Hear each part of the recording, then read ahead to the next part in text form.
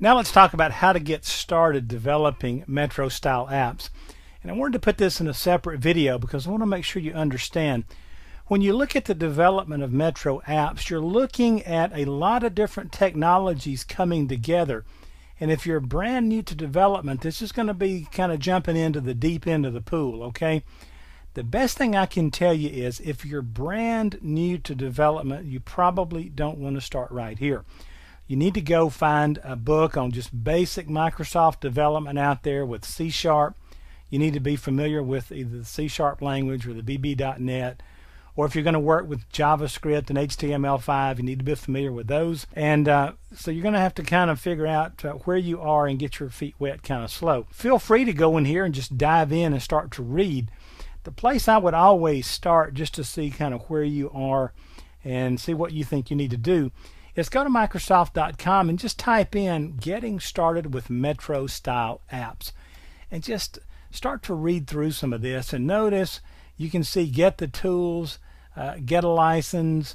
If you're going to choose JavaScript, click that. Notice part 1, you can create a Hello World app, and it's just going to take you through the steps step by step on how to go through this process of creating a Hello World JavaScript based app. Notice they're showing you the code, they're showing you what it should look like, they're showing you the environment that you're coding in, and they're showing you all of the settings and so forth within Visual Studio 2012. Okay, you will notice it's a bit different and a bit funky, but see, I come from the old .NET coding environment and even before that, so this all took a little bit for me to get my head around.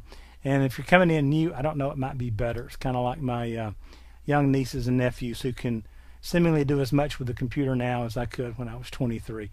But anyway, this is probably the best place to start.